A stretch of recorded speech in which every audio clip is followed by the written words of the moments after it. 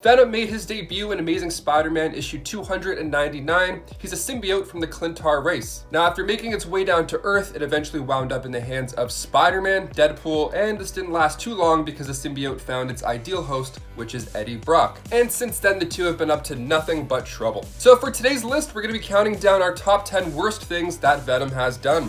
I'm your host for today, Taylor McWatters. Let's dive in. Number 10. A healthy diet. What makes a deadly space goop even more terrifying? Well, let's start with its choice of meal. Us. He likes to eat us and our brains. In the Amazing Spider-Man issue 333, Venom said to Spider-Man, "We want to eat your brain." Now, him just saying that to you must be intimidating enough, let alone actually doing it, which we see in Venom the Hunger issue 1. He even surprises himself too when it goes from just being a threat to an actual thing that happens. The symbiote needs to feast on brains, not just because it's yummy and fun, but because of a certain chemical found in the brain instead. Eddie isn't a big fan of this throughout the comics and often prevents it from happening by giving Venom chocolate instead. In my opinion, that's a really good solution. Offer anybody chocolate instead of anything, they'll probably take it. Because chocolate contained the same chemical, so it worked. It was a nice tasty substitute. Until eventually writers just stopped including the need for human brains for a meal altogether, which is great. Let's just do more of that, less eating brains. And before we head over to number 9, if you guys could go ahead and give us a thumbs up down below, that would be great. You guys are the best. Thank you so much for watching. Now back to our list. Number 9, pushed Peter Parker. Now, when I say he pushed Peter Parker, you might be thinking, okay, well, so what? This guy does backflips off the Empire State Building for fun. So what's a push really gonna do to this guy? Well, this was an issue because Peter Parker's spider sense didn't go off, which he found troubling. It should have went off. It's danger. Why didn't they tell him? Now, do keep in mind, this is before Venom made his big comic book debut in Amazing Spider-Man 300, so his ability to block his spider sense was still a mystery. So Peter luckily saved himself with his reflexes and Good Samaritans to help him out off the tracks, but Venom was trying to get rid of Peter long before he was slurping up bad guy brains. Now, the fact that he didn't say anything catchy or announce this big plan, any villain monologue, makes it more realistic and pretty scary. Number 8, Mary Jane trauma. Back in his first comic book appearance in 1988, one of the first things Venom did was introduce himself to Mary Jane in the next issue. In this moment, she can't even remember her name. She knows almost nothing because her mind has been harshly numbed while she's cruelly drowned in this onrushing tide of primal fear. That's what the comic says. That's how they described it. And these emotions may never fully fade away. And it's all thanks to Venom. She's so beyond scared that when Peter walks in with the black suit on, she thinks that it's Venom for a brief second. Venom even says that although it wasn't their target, shaking her up could still work. Yeah, for sure. Let's just terrify some people and ruin their lives just because. Awesome. Therapy not included. Number 7, broke Black Cat's nose and heart. Venom wanted everything to do with Spider-Man. He wanted to take away everything, starting of course with his love life. So in Amazing Spider-Man 316, he goes after another close acquaintance. This time it's Black Cat. We see her in a train of thought, wondering where Spider-Man had moved to. How peculiar indeed, I wonder. So she's come to realize that her and the spider should be together. And then, now Venom comes in just to ruin her entire day. Venom attacks and figures she must know where he is, although she legitimately doesn't. So before Venom heads out, he casually mentions that Parker's wife didn't know where he was either. Adding insult to injury, literally.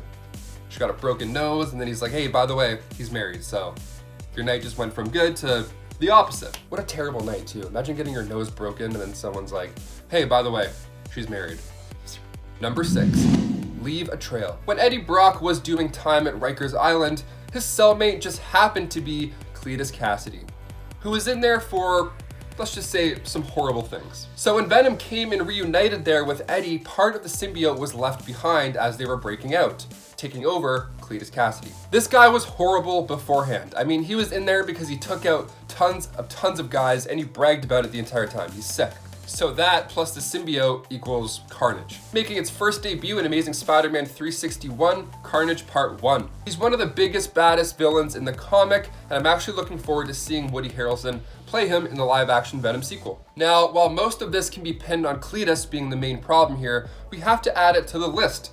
Always make sure you don't leave any space goop behind, especially not in prison. Come on, Venom. Who do you think's gonna grab it? Number 5, ditch the gear. Sometimes when you don't need something anymore, you drop it like it's hot. Like that scene from Forrest Gump, where Forrest runs out of his leg braces. But now sometimes when you realize you don't need something and you get rid of it, Sometimes you just happen to be Venom, and sometimes that thing you no longer need is Angelo Fortunato. So back in 2005, Marvel wanted to reboot Venom. So the new Venom host was Don Fortunato, after he won the symbiote in an auction. What a great win, by the way. I would definitely bet on that. He gave the suit to his son Angelo to make him more tough. Okay, sure, it works. Hey, trust me, man, it works. Eddie warned him about the risks, but Angelo didn't listen. Angelo attacked Spider-Man and ripped out his heart, only to discover that it was just an imposter. And then after a fight with Spider-Man, Angelo just left out of fear. He was getting his butt kicked, he wanted nothing to do with it. And Venom wasn't a fan of that, so he left the host mid-air. He just dropped him like it's hot. But his gear wasn't working properly after the fight Angelo had just caused, so how unfortunate is that? Number 4, killed Uncle Ben. On Earth 2301, better known as Marvel's Mangaverse, we see Ben Parker part of the Spider Clan. He's skilled and ambitious, and he even plans to open his own martial arts school. How badass is that? So during this time, he was teaching a young Peter Parker the ways of the Spider Clan. When one day Peter was rushing to avoid being late to the dojo, he was surprised to see all the lights were off. Weird. I wonder if there's like a surprise party or something, or maybe Venom's here. Let's hope it's the first one. With his last words being, "With great power comes great responsibility," he died at the hands of Venom. There's a nice scene later on where the two talk again, and Uncle Ben gives the advice needed to Peter in this dreamlike sequence. It's beautiful. But the damage Venom did on this Earth was permanent. And sad too, quite sad. Number 3, Lee Price. When Venom bonds to a host, depending on who that person is, things could be manageable. Like Eddie Brock, for example, things are manageable, it's kind of workable. But sometimes they can be even worse than before. Like in the case of Lee Price. Lee had a pretty rough time growing up. He was bullied, and his father wasn't the best role model by any way, and he treated his mother in an awful way as well. Just not a great guy, not a great house. So in order to escape this horrid living situation, Lee thought it best to burn down the apartment, all while his parents were still in there.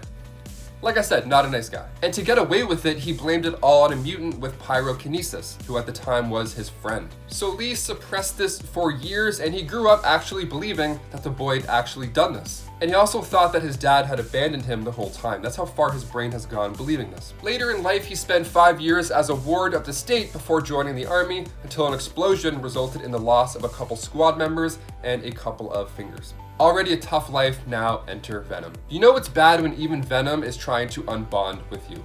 That's how you know. Lee used the symbiote for awful things, so much so that Venom was actually relieved once Lee had left the picture. Number 2, Anne WEYING. Anne first met Eddie Brock at Empire State University. She made her comic book debut back in Amazing Spider-Man issue 375. She reflects on how once upon a time her and Eddie were in love.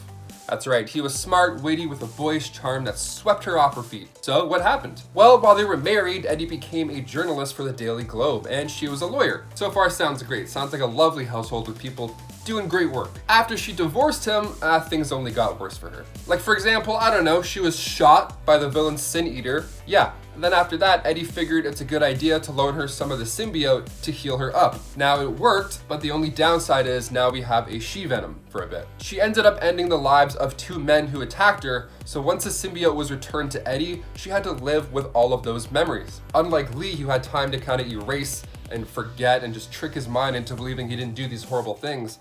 Anne had this for like a hot minute, and then it went away while she was an adult. She's like, I know what happened.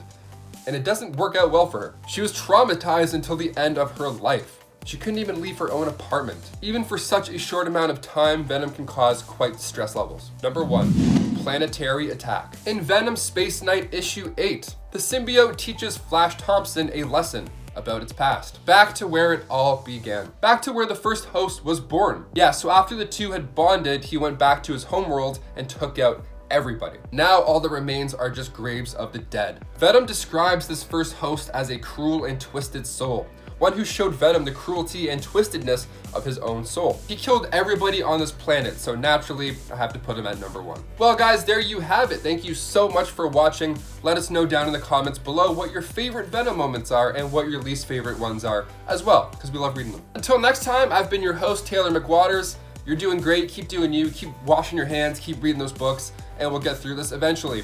Until next time, see ya.